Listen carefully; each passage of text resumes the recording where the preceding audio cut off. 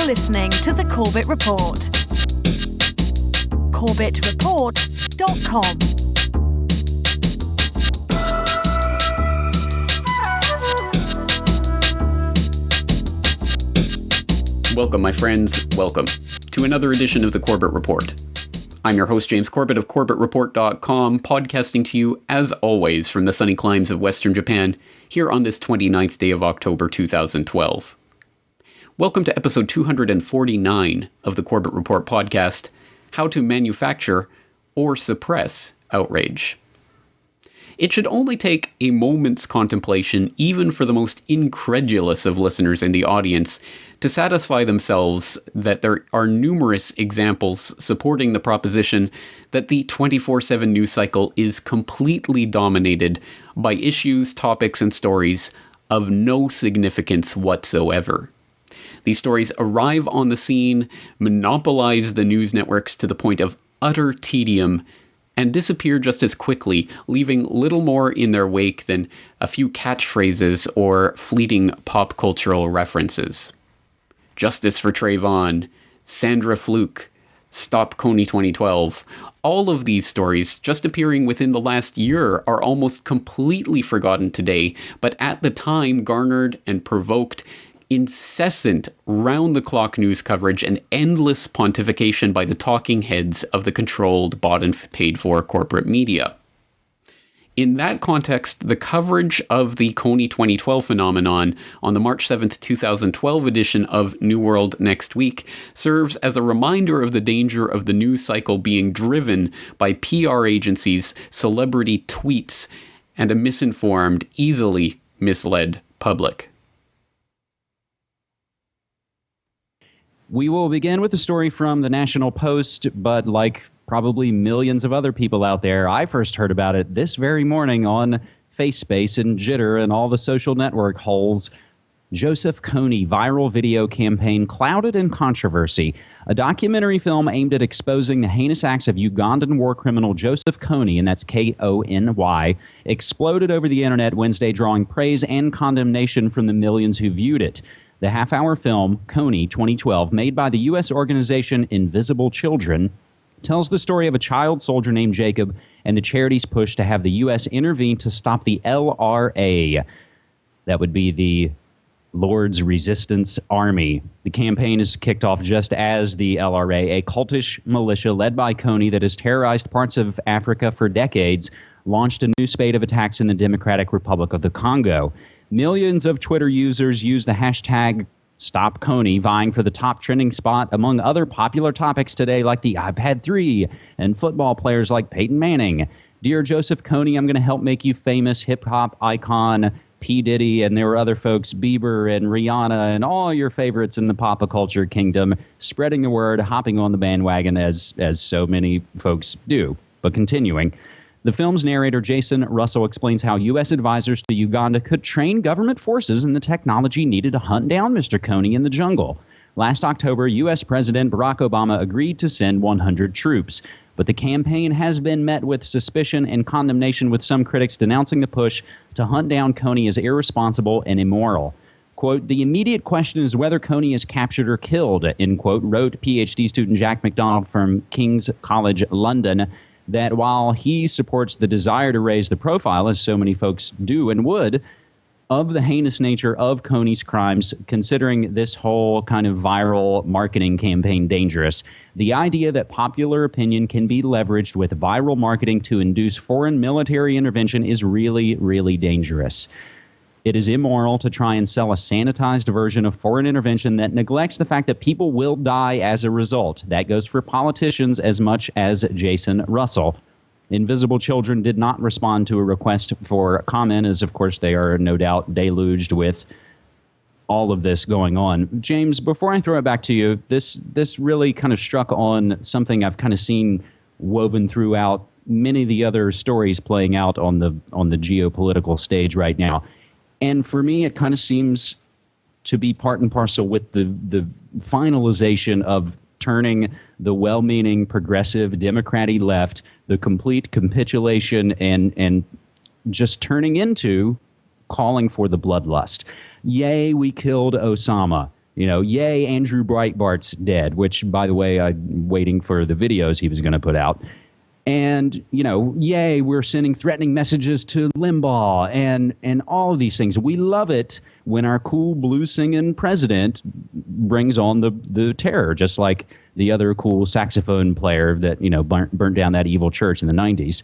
But Kucinich also lost his seat yesterday in Ohio, which I see as another kind of signpost that ultimately people are selling their souls over to this new world order. James? Well, that's exactly the point, isn't it? That's exactly right, because it's always endlessly fascinating to me to watch how literally millions upon millions of people who probably can't even place Uganda on a map, and who had never heard of this guy Kony before, literally 1 week ago, had never even heard of this, now find this to be, this is the pressing political issue. And millions upon millions of people can be led into this by, the tweets of P. Diddy and Kim Kardashian and people like this into thinking this is a pressing political issue right now, although this is something that's been going on for, 20 years, and it involves all this backstory and everything. And never think to question why this is being put in front of them right now, and whether this actually serves the interests of the foreign interventionists and the military-industrial complex and all of these people, the war profiteers, and the people who want a justification for increasing American and Western intervention in Africa, and the further establishment of AFRICOM, and all of these grand political ideas that this plays into. And of course, they can deflect any criticism of that by saying, oh, well, if you're not for getting Kony, then you're for child torture and kidnap, and just simplistic arguments like that. Oh, if you're not for the police looking at all of your ISP activity, you're for the child pornographers. It's the moral equivalent of that type of argument. So it's fascinating to watch this and how this becomes the celeb flavor of the week, like the Darfur genocide campaign a few years ago. And now that South Sudan has been created and there's the Western toehold in that area so that they can get their hands on the oil, suddenly no one cares about Darfur anymore. And I guarantee you in a few years no one will care about Kony anymore, or the fact that he hasn't even been in Uganda for the last 6 years. But let's not complicate people with the actual facts of the situation, what's actually going on. Let's just try to simplify it all into this tiny little, Kony 2012 catchphrase that can be tweeted out without any substance, without anyone knowing what's going on, but will provide the justification for what's going to be the next stage of intervention. And when they can't get Kony, oh, well, we'll have to send in the drones, we'll have to send in the SEALs, we'll have to increase American presence in the region. And it's just all part of this cycle, this spin cycle that just justifies more and more intervention. And exactly as you indicate, the left can get on board. Yay, this is bombing people that we can get behind. Yay, go Team America. And James, I think ultimately, just to wrap all this up, it's so much effort spent on something that, again, I'm not saying is not important, but ultimately, what about all the dead kids and the bastards in your own neighborhoods, in your town where you live? That's all I would say. Or anywhere else in the world. Why don't we get upset about dictators that we're not being told by P. Diddy and the like to be angry at? I mean, why is it always we have to follow whatever these people are tweeting out as their flavor of the week? Well, in some ways, perhaps the Kony 2012 phenomenon in particular provides a very good example of the very phenomenon that we're examining today on the podcast, because the Kony 2012 viral video that sparked this intense fervor over Joseph Kony and the need to catch him, despite the fact that he hasn't even been seen in the last 6 years, is a very interesting case study, isn't it, in how just a media phenomenon, a viral video that then gets covered and perpetuated and amplified in the mainstream corporate media, can give rise to a very real political movement, which thankfully in the case of Kony 2012 fizzled out before it had the chance to do too much damage, and before it actually led to millions of people outright calling for U.S. military intervention in Africa and the expansion of AFRICOM. But it is, as I say, an interesting example of exactly that type of phenomenon that we're studying today. That is how millions of well-meaning and perhaps very fervent would-be political activists of one sort or another, perhaps the easily misled high school kind who believe that clicking like on Facebook is going to cause a political turmoil or upheaval in some manner. But still, people who genuinely do want to see some sort of change in the world can be so easily misled by a single viral video into supporting an agenda against someone whose existence they literally did not know of the week before. That is an incredible and remarkable power, and I think we would be naive to think that that is not being used to the utmost by the PR agencies that are fronting for the defense contractors and the other interested parties who very much do have vested interests and sometimes quite open interests in perpetuating, for example, American military influence and intervention abroad. Just to say one of the possible ways in which this phenomenon can be used.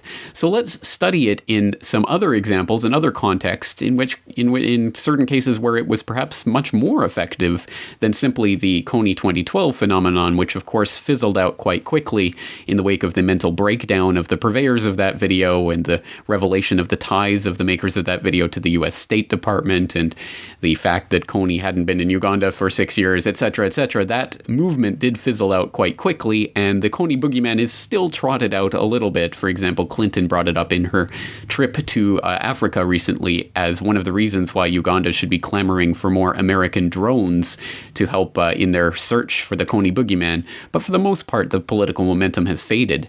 However, one large-scale psyop of this kind, which succeeded quite brilliantly for the people who are manipulating this foreign policy abroad, was the entire meme, the idea, the myth, really, of the Arab Spring and the Twitter revolution and all of these concepts that swirled around, especially last year, and especially concentrated on places like Egypt, to the point where we are all familiar by now with what happened in the run-up to the ousting of Mubarak and the immediate wake of the ousting of Mubarak, although it is, of course, interesting, as we pointed out in previous episodes of this podcast, how once the overthrow of Mubarak was achieved, the spotlight turned completely away from Egypt, and now most Americans, once again, don't care anything at all about what is happening in Egypt. But for a brief window of time, there were people in America, large sections of the public, who seemed to have an opinion on what was happening in Egypt and seemed to care,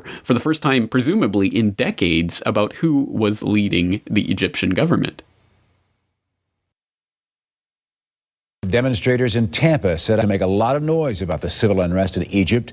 It's just one of the many demonstrations from San Francisco to New York today. Fox 13's Jeremy Campbell explains why a local group felt it was important to speak out.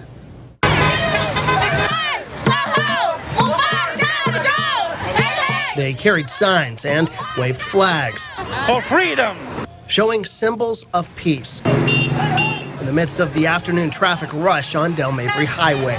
Wanting to come out and show our support for the democratic uprising in Egypt. 1, 2, 3, 4. They may stand a world away, but the unrest in Egypt led the Bay Area Middle Eastern community to act locally. Because you're never too far from Egypt. Egypt is in your heart no matter where you go. We want them to have democracy, and we hope that our government will do everything that they can to support the people of Egypt and their demands for democracy. Some Americans don't understand what led to the dramatic images beamed out of Egypt this week. I don't. I have no clue right now. I see it on TV, but I'm really not sure. This is about educating our fellow Americans. They chose to gather at one of the busiest intersections in Tampa. You can probably hear the cars honking. That's exactly what they want. To be in a busy intersection where we can get people's attention. Perhaps they'll see something here, they'll go back and Google it, maybe they'll look on a Facebook page, maybe they'll dig into this further and they'll realize how important this issue is. Drivers react differently. Well, a little skeptical because it's noisy and, they're not saying things that sound like peace to me. Well, it just means that we have a lot of people from around the world that live here and are concerned about their family and friends at home. Even the youngest say this protest is more of a quest to bring the democracies they enjoy in America home to Egypt. If what we want for ourselves, we want for other people. We want democracy. Jeremy Campbell, Fox 13 News. The group gathered in two locations right across from each other along Kennedy Boulevard and Dale Mabry. About 100 people attended today's rally. Now, exactly like in the Kony phenomenon, back in the Arab Spring, we saw lots of people all across the United States and around the globe, again, excited and energized by this spontaneous flowering of democracy that was happening in Egypt to overthrow the tyrants that had so long oppressed the people. And that was the straightforward narrative that was presented. It accomplished its task by overthrowing Mubarak, and, as I say, the 24/7 news spotlight turned to the next flavor of the week, and people could once again turn their attention to whoever they were being told to turn their attention to, and take their attention away from what was happening in Egypt. And that is genuinely and generally how this phenomenon functions. The 24/7 news cycle amplifies and casts a spotlight and a magnifying glass on certain areas of the globe when it is in the interest of certain foreign policy movers and shakers for the public to have some sort of investment in what's happening in a given area. Once that interest and attention is no longer needed for any pieces of that puzzle to be moved or put into place, then the attention can safely turn somewhere else. And sometimes it is a political distraction issue rather than an issue of significance. But in the case of Arab Spring, I think there were very concerted efforts to get people to concentrate on certain aspects of what was happening in that area and that region, but to completely turn their attention away from the other problematic aspects of the so-called Arab Spring, to the extent that all of those protests and things that which we were being asked to turn our attention to last year were connected and were ideologically and as in terms of a movement were actually one and the same. To the extent that that is not a myth in and of itself, it is interesting how various pieces of that puzzle have been very much excluded and not brought to our attention. Case in point of this entire phenomenon is that, of course, we can all remember the Tunisian Arab Spring, for example, or, of course, the Egyptian Arab Spring, but how many of us remember such things as the Saudi Arabian Arab Spring? Did any of us really know, or if any of us who were solely counting on the corporate media for our news and information know that such a phenomenon was occurring to a certain extent last year? Probably not. But in order to find out more about this, why don't we turn to whowhatwhy.com, the website of investigative journalist Russ Baker, who had a very engaging report from the 7th of December 2011, the Saudi Arab Spring Nobody Noticed. And in this report, Russ Baker notes, quote, "Hear the one about the Arab Spring in Saudi Arabia that nobody noticed?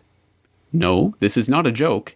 It is a real situation, and a cautionary example of what happens when Western governments and their media are more favorable to some revolutions than others." Here's the background. On November 21st, government troops opened fire on demonstrators in Saudi Arabia's eastern province, killing at least 4 and injuring more. Given the general paucity of demonstrations in a country where dissent is dealt with fiercely, the unrest and violence seemed a highly newsworthy development. The next day, the Middle East-based Al Jazeera English, the best Western source of news from the region, punted. Instead of getting direct eyewitness accounts that might anger the Saudi leadership, close allies of the Emir of Qatar, who owns Al Jazeera, the network used an old trick. It quoted a Western news agency, the French outfit Agence France Presse, which merely reported the Saudi government's version of events. 2 days after Al Jazeera, the Associated Press had its own report, also based on the Saudi spokesman. The article did note a series of clashes between police and protesters in this country's Shiite-dominated eastern region, starting in the spring. It noted, "The Interior Ministry previously blamed what it describes as seditious residents, saying they attacked security forces with guns and firebombs with the backing of a foreign enemy," an apparent reference to Shiite power Iran. The ministry statement Thursday said the deaths in the new unrest were the result of exchanges of fire since Monday with unknown criminals, who it said fired on security checkpoints and vehicles from houses and alleyways.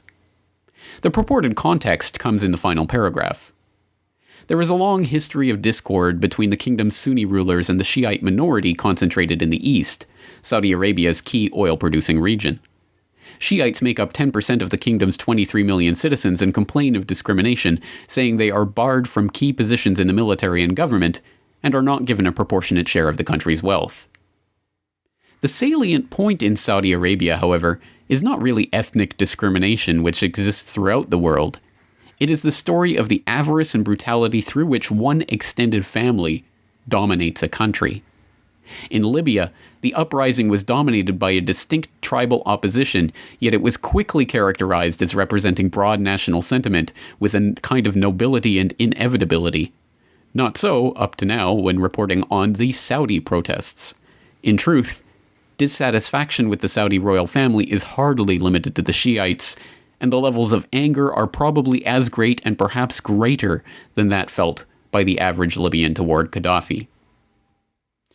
I'll let you continue reading that article from Russ Baker's whowhatwhy.com website on your own, and it does go into more detail about this story, the background to it, and also how the New York Times and other news outlets have worked to keep the important contextual information of these protests out of the headlines, even as they worked so diligently to keep Egypt and some of the other protests happening in the so-called Arab Spring in the headlines.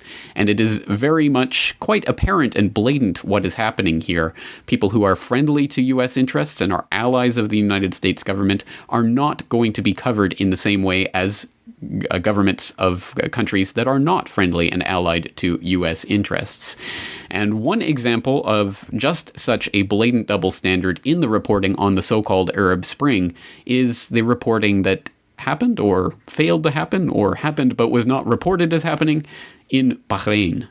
And I will turn to Glenn Greenwald of The Guardian. He used to write for Salon, but he now writes for The Guardian, who did an excellent summary of a very important report that most people did not see when it actually aired, and that's for very important and very interesting reasons, which we'll get into in this article.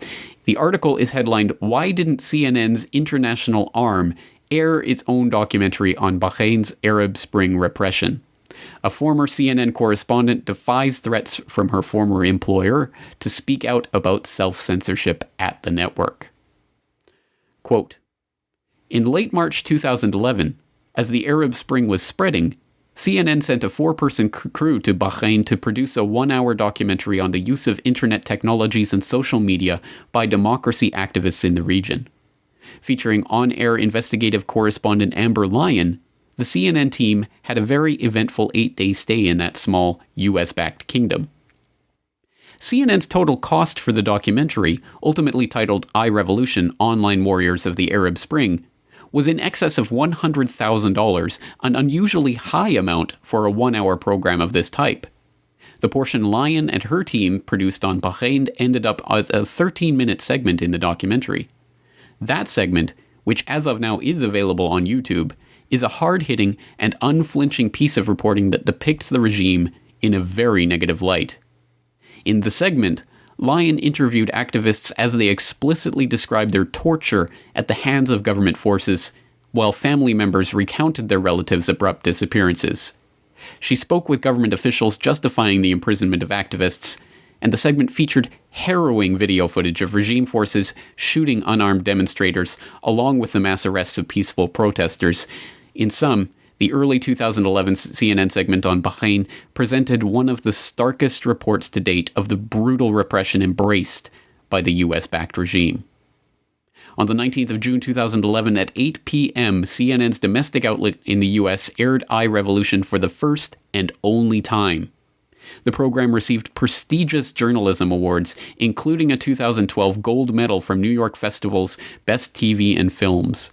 Despite these accolades, and despite the dangers their own journalists and their sources endured to produce it, CNN International, CNNI, never broadcast the documentary. Even in the face of numerous inquiries and complaints from their own employees inside CNN, it continued to refuse to broadcast the program or even provide any explanation for the decision. To date, this documentary has never aired on CNNI. End quote. Once again, I would exhort you to go to that original Glenn Greenwald article to find out more about that story and about specifically what happened after the CNN came to this decision not to air the documentary on their CNN International division and never to re-air on the domestic network. And there is an interesting, fascinating story to do with that and with the reporter behind the story, Amber Lyon, which we will get into in a moment. But as is mentioned in that that article. For the time being, this documentary report on Bahrain, the 13-minute segment for the I report that was produced for CNN, is available on YouTube. So I will put in, of course, the link to the clip in the show notes so that you can go there for yourself. But right now, let's put it into the record. This is the report that was only shown once and one time only on CNN's domestic channel and was explicitly forbidden from ever being shown on CNN International.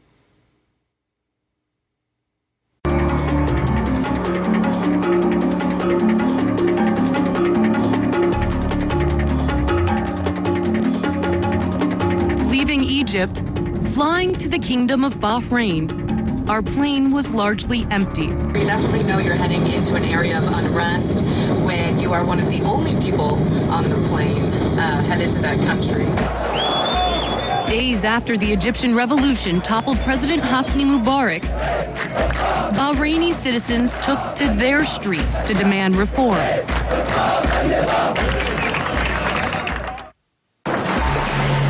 Bahrain has been ruled by the Al Khalifa family, which is Sunni, for over 2 centuries. The largely Shia population has long complained of discrimination. Most of the population attended the protests. The Crown Prince went on TV calling for dialogue.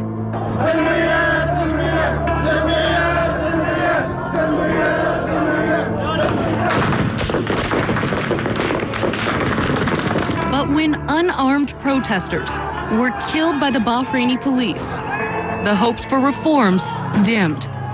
Dozens of tanks were brought in from Saudi Arabia to quash the rebellion. When we arrived, the streets were silent. We've come across a lot of military checkpoints just driving around here, and you see the guys standing there with their guns, and they're all wearing masks covering their face. Even more disturbing, many of the people we came to Bahrain to see had been arrested or gone into hiding. Hello, this is Ali Abdul Imam. I'm the creator and founder of Bahrain Online. Ali Abdul Imam's website, Bahrain Online, was a virtual coffee shop where Bahrainis could openly discuss politics and the events of the day. Until it was censored. Just days before we got here, Ali, the father of 3 young children, disappeared. He's a very loving person, respected person in society. Nabil Rajab is a close friend of Ali Abdul Imam. What is Bahrain Online? Why is it so feared by the government? Bahrain Online is the oldest chatting forum that we have, and all the opposition, which is mostly Shia, are active there. And that is disturbing the government because it is the busiest website we have in Bahrain. I just want to be free in my thought, free in my speech. For years, Ali ran the popular website secretly.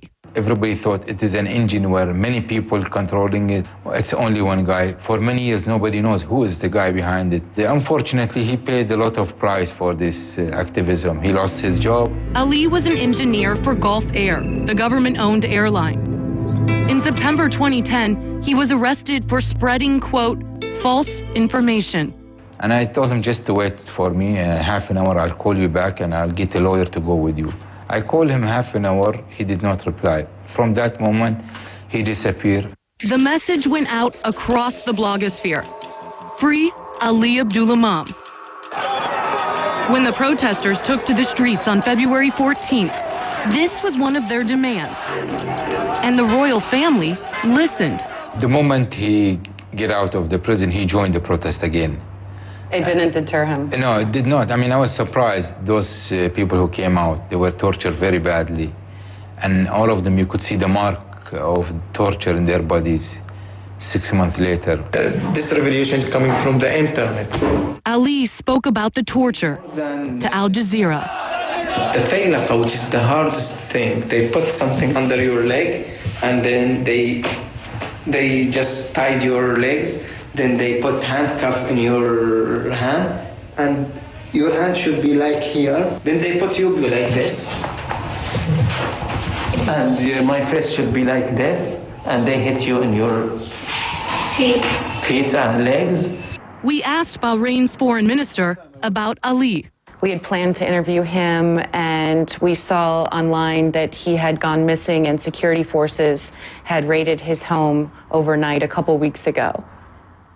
Why were security forces trying to arrest Ali Abdul-Imam? I'm not sure whether he's one of the arrested or not, but if he was arrested, there must be something against him, because this is not the first time he got arrested. Hundreds of people have been arrested in Bahrain. Many of them professionals, lawyers, teachers, journalists. 5 of them died in police custody. Their bodies showed signs of brutal torture. On May 5th, the government charged Ali and 20 others with organizing, quote, a terrorist group, attempting to, quote, overthrow the government by force. But they've provided no evidence. Nabil Rajab is also the president of the Bahrain Center for Human Rights, which has been using social media to document abuses.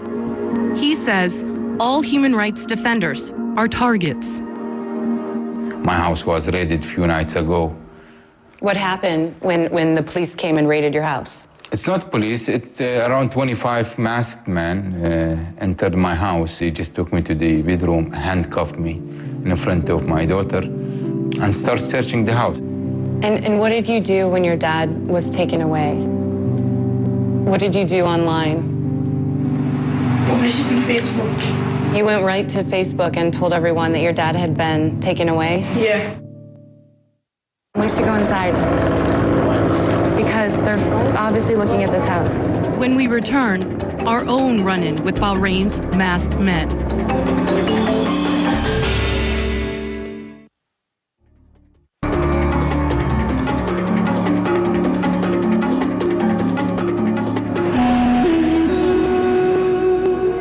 Protesters seem to have disappeared from Bahrain's capital, thanks to the intense military crackdown.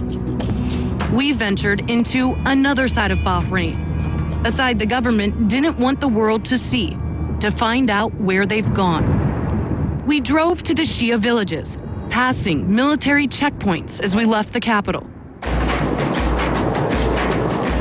So we're gonna hang out with these protesters for a little bit.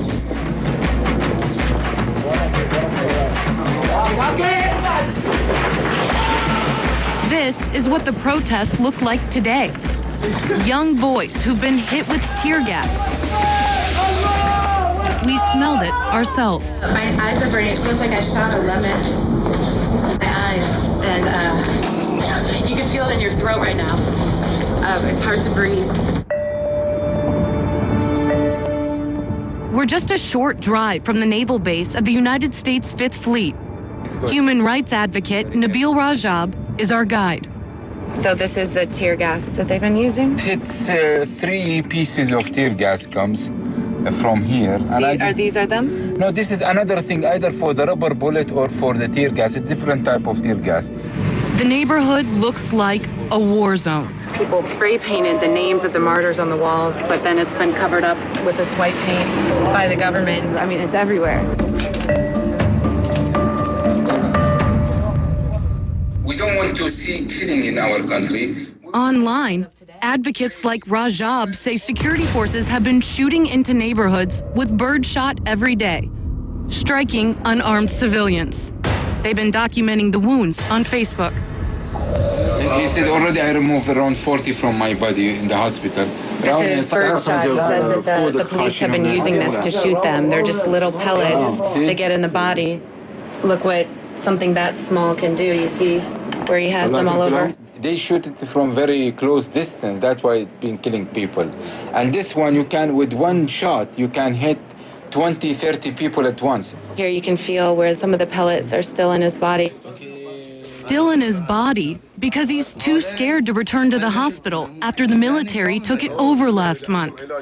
So he got out of the hospital bed and ran away? Yeah, because he was afraid.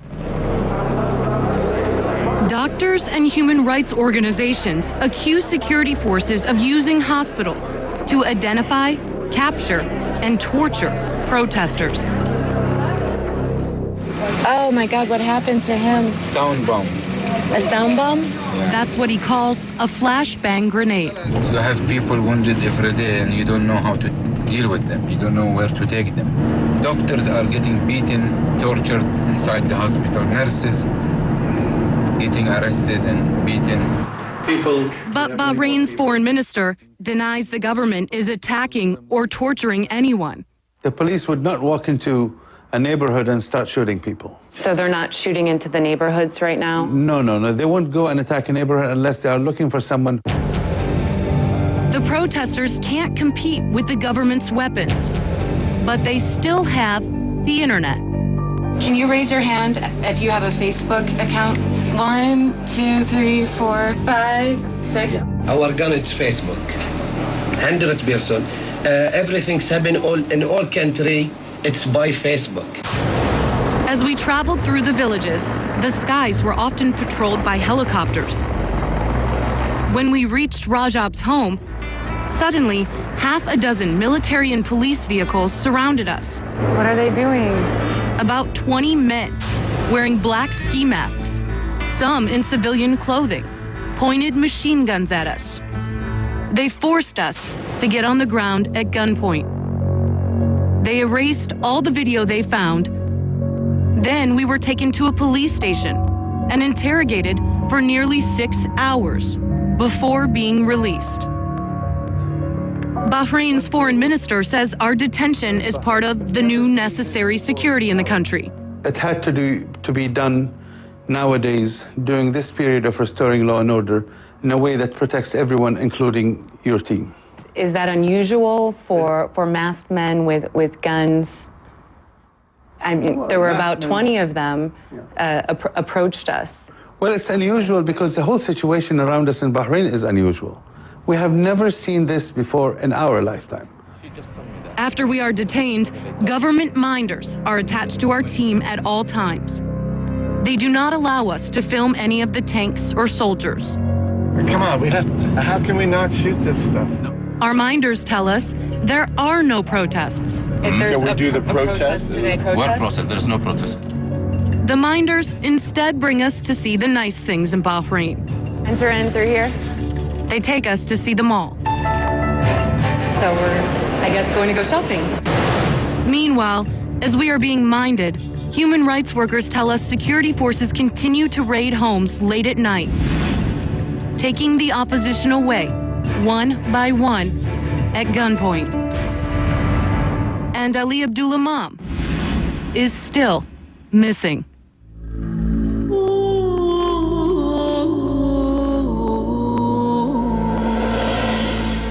For many of the people we met in Tunisia, Egypt, and Bahrain, it appears the so-called Arab Spring may be losing its bloom.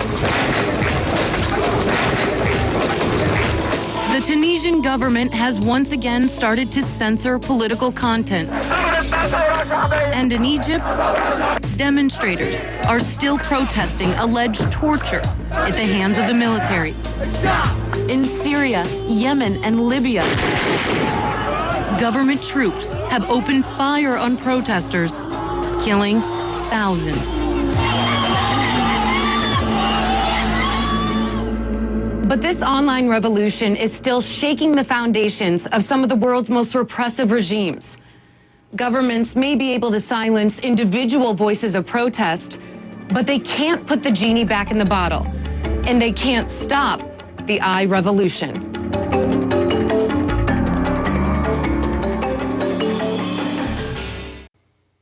Now, just to be clear, that report that was produced for that particular CNN documentary is just one of several reports that Amber Lyon produced for CNN over the course of the last year about what was happening in Bahrain. And all of those reports are also similarly available on YouTube. So I will put in links to amberlyonlive.com, where she has all of these reports linked up from her homepage, the homepage of the reporter behind these reports, Amber Lyon. And on first glance and at face value, this once again goes to demonstrate the point of today's episode, that mass hysteria, fervor, and panic and absolute total political hysteria can be raised via constant news coverage and focus in the news media and places like Egypt or what's happening with Joseph Kony in Uganda. But just as importantly, attention can be focused away from other areas in which the public's attention is not wanted by the powers that be, for example, in Bahrain. And this is not something that we have to speculate on or take only at face value or secondhand. This is something that we can learn from the inside wranglings of what went on with Amber Lyon and her attempts to get the story of the people of Bahrain told on CNN. And we get this directly from the horse's mouth, as it were. We can take this directly from the interviews that Amber Lyon has done about her experiences behind the scenes at CNN. So Amber, you come back from filming this explosive documentary, An Uprising in Bahrain, and when you ask why it's not airing on CNN International, they say, well, it was never meant to air on CNNI in the first place. I mean, what were you told about before you went? Did you know, at what point did you know that you were being fed lies? Well, at the point that Abby executives, longtime executives at the network started writing me and telling me that I should look into this, that something wasn't right here. So I figured with their blessing, I should continue on and investigate this and figure out what the heck was going on. And I asked CNN International's president, Tony Maddox, I met with him twice to ask him why the documentary never aired. He never gave me a response at that point. It wasn't until this really went public that they've been saying, oh, wait, now it wasn't supposed to air. You know, my crew was devastated about this, not only for the people of Bahrain, but also because they had risked their lives to tell this story. I mean, at one point we were violently detained at machine gun point while filming this, Abby. Yeah, I mean, you risk so much to tell the truth and get the story out, and it's censored. I mean, from the very media establishment that's supposed to be providing people with coverage so they can learn about these things, Amber. You know, a lot of people don't know this, but the Bahraini regime has actually undertaken a massive, very well-funded PR campaign to improve its image in the States. What was the connection between this PR campaign and CNNI? Well, one of their PR companies, Corvus, that's right down the street from you in Washington, D.C., it's a U.S.-based company.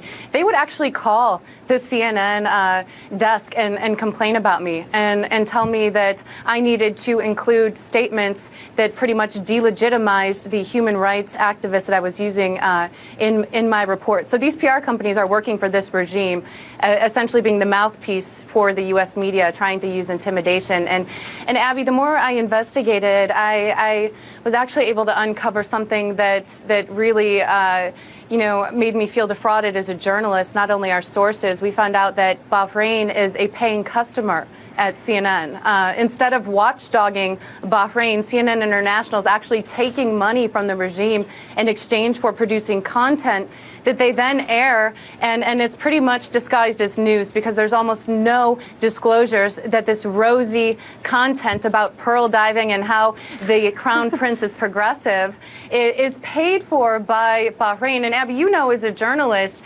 ethically, that violates all journalism 101 ethics. You don't take money from dictators to air content that you're not informing your viewers is being paid for by these regimes. Once again, Amber Lyon can be found at amberlyonlive.com, where she is continuing to do independent journalism now on hard-hitting subjects. So I hope that you are following her work and as she continues to develop her own journalism. But I hope that the broad outline, the point of today's episode has been driven home at this point, that the attention of the news media, of course in cooperation with governments and PR agencies and corporations behind the scenes through undisclosed contracts and financial relationships, can of course influence public opinion to either concentrate on or to ignore certain key issues that are taking place around the globe, and of course to shape our perceptions of those events. So this is an extremely important power that is in the hands of the financial oligarchs who truly do control this system. And again, we don't have to speculate on this. We can get the testimony of the people who have been on the inside of this system and have come out to tell the tale of what's really going on behind the scenes. And since this is a principle that has been applied many times in the past, and of course we've only highlighted a couple of examples here today, but I'm sure each and every one of you out there can think of several more that it might be worth your time to pursue in greater depth.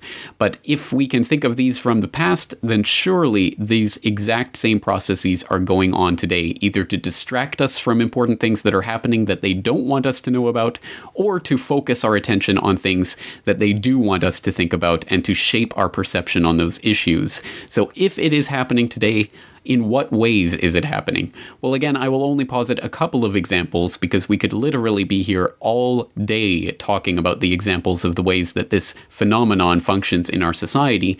But let's take a look at just a couple of examples. So first, let's start with an example of something that we should be focusing on, but that the government is desperate for us not to focus on, which is the encroaching police state in the United States. As just one example. And this is another subject that Amber Lyon has been reporting on extensively. Anaheim was, that guy, Manuel Diaz, was shot in broad daylight, so people were obviously upset. And I remember being there, and we were in the middle of the road at a march, and I looked over my shoulder, and I saw the trucks coming down the street with police officers dressed in camo. And it's almost like everything just came to a stop. Even the protesters, everyone could not believe what they were seeing, that these officers were dressed like that for unarmed children and women and men who were protesting. And, I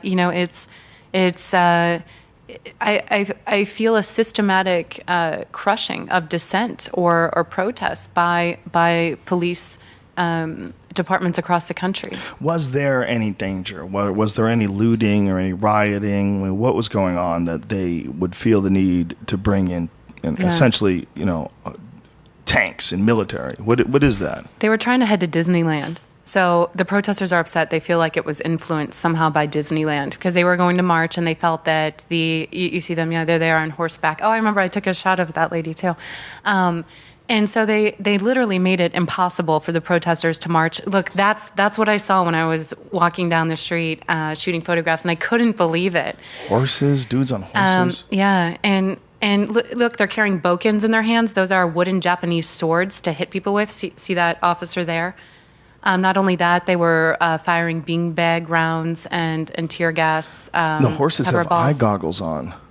And right there, that's at the intersection, and they wanted to go down that intersection and turn and head to Disneyland to protest because they felt soldiers with fucking machine guns. I have another video. Look up Tim Pool and Amber Lyon shot at by Anaheim police, because we were trying to cover this, Joe, and the police, we had noticed, kept setting up walls to keep us behind the police officers as we were covering it, so we wouldn't be there with the people to see how they were being treated, also to see how they were being shot with these non-lethal rounds. And at one point, I was actually fired on by the Anaheim Police Department with less lethal rounds, but I was clearly standing in a busy street, and they knew, here we are.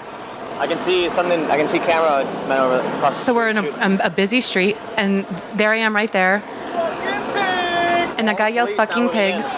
And then listen now. And see the U-Haul? Right then I stopped, and I was literally sitting there and hidden between two U-Hauls as rounds kept going past. He was smart enough to be able to scale a wall. But watch, he gets fired on again.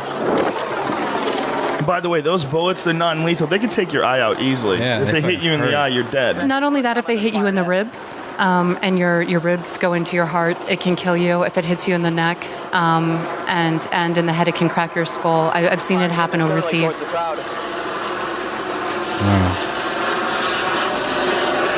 Jesus Christ. And this isn't just a neighborhood in Anaheim. People were so they fired on you like you guys are like this is a war. Yeah, and I was hiding between the two U-Hauls, and I was yelling for Tim because I didn't know he had gotten away, and I thought he'd been hit, and so I kept yelling for him to see if he was okay. And then and look, he's running now because they're just shooting down the streets. I mean, these poor people living in this neighborhood.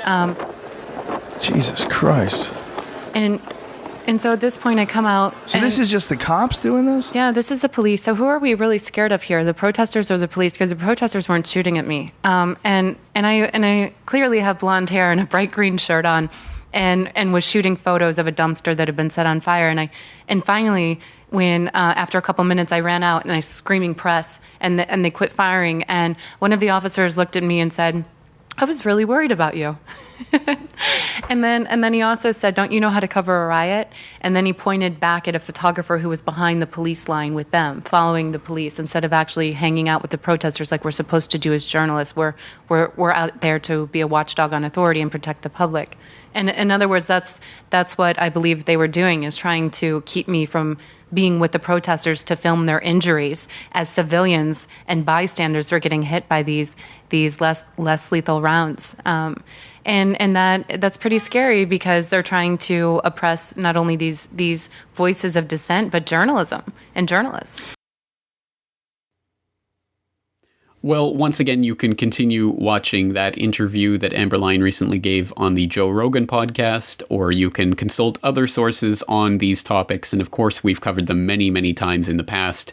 But the NDAA and police brutality and the surveillance grid and all of these pieces of a very, very frightening picture add up to something that many, many people are intrinsically concerned about and want to know more about, but they are specifically not being told about it from the usual media sources, because this is one of those topics which it is not in the interests of the financial oligarchy to have in front of the public. And, well, that begs the question, then what is the type of subject that we are being asked to concentrate on? Who is the boogeyman that we are being asked to look towards and to blame all of our potential problems on? Well, again, we don't have to think too hard to come up with an answer to that question. Where should a red line be drawn? A red line should be drawn right here.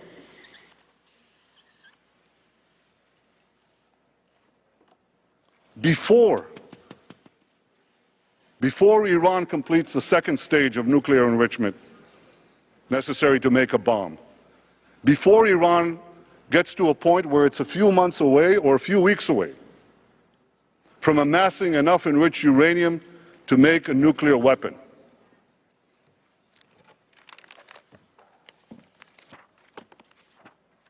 7 people have been killed and more than 20 injured in an explosion on a bus carrying Israeli tourists in Bulgaria. It happened at an airport of the Black Sea city of Burgas. Israeli Prime Minister Benjamin Netanyahu has blamed Iran for the attack. Charges against 2 people who allegedly attempted to carry out a deadly plot that was directed by factions of the Iranian government to assassinate a foreign ambassador here in the United States.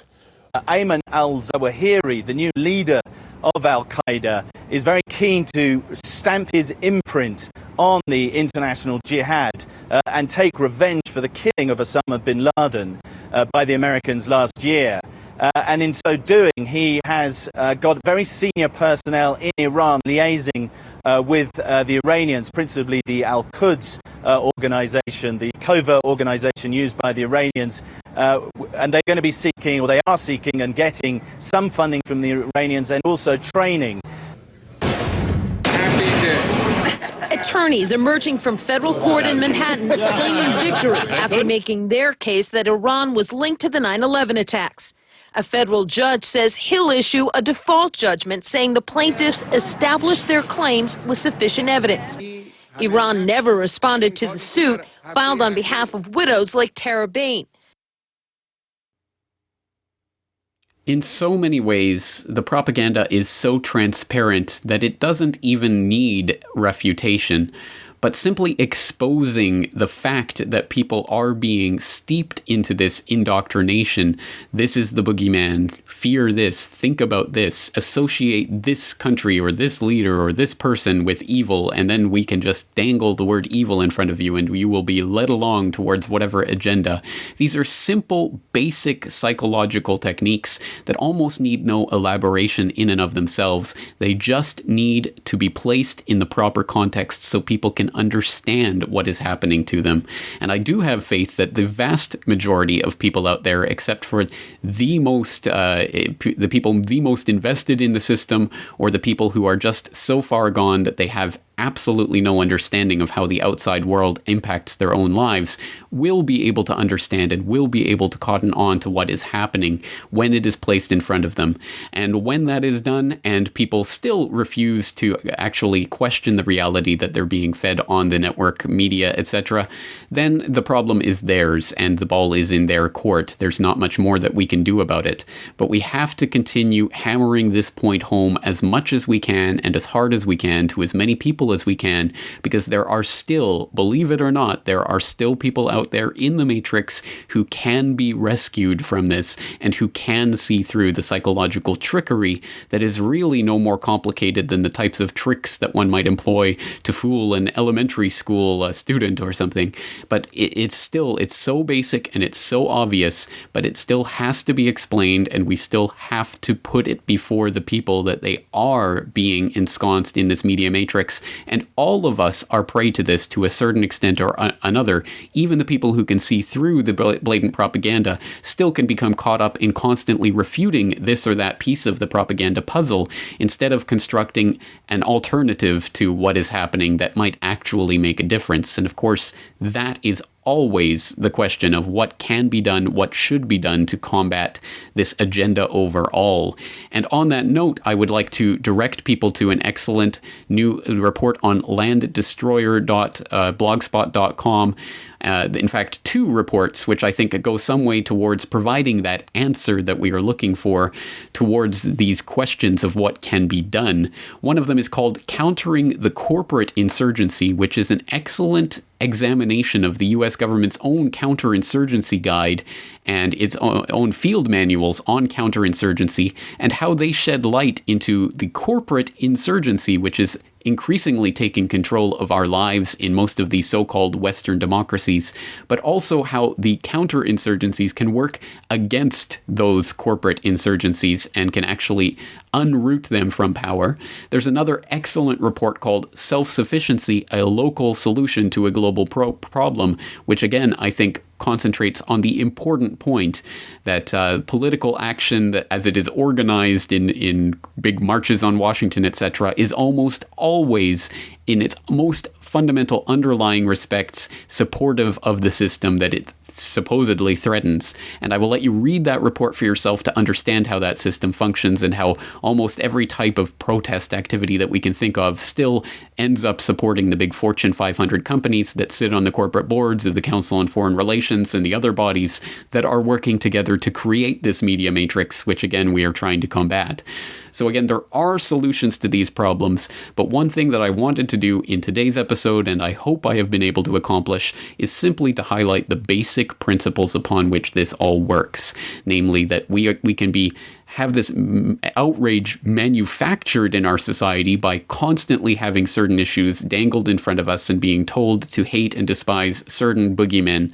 And we can also similarly have real, genuine outrage suppressed by simply ignoring certain problems or sweeping them under the rug or systematically working to suppress reports from ever going to air on some of these key matters. Again, it's not a complicated phenomenon, and there are many, many, many other examples that everyone out there can think of, but this is just my attempt at putting together the basic building blocks and pieces of this puzzle so that hopefully a few more of the people out there in the Matrix who haven't yet understood this point can at last see through the Matrix and see that they are being manipulated. So that's it for today's episode of the Corbett Report. I just want to make mention, especially to thank those people who tuned into the most recent New World Next Week and heard my call to get Project Censored on the Corbett Report for an interview about Project Censored 2013. In fact, they have already responded thanks to your emails and your support. So we are working behind the scenes to set up a date for that interview. And on the note of today's episode, if you would also like to help, for example, in getting the word out about Amber Lyon's important reporting, if you want to see Amber Lyon on the Corbett Report. Similarly, I've extended an invitation to her. She has not returned my email, so if you would like to see her on the Corbett Report, please send her a contact through her website, amberlyonlive.com. And it's the simple things that you can do that help support this work and what I'm doing. On that note, I am your host, James Corbett, thanking you so much for joining me for today's episode of the Corbett Report, and asking you to join me again next week. And terror threat level alerts till you were ready to fight, but it's all a lie, made up nonsense for you to buy.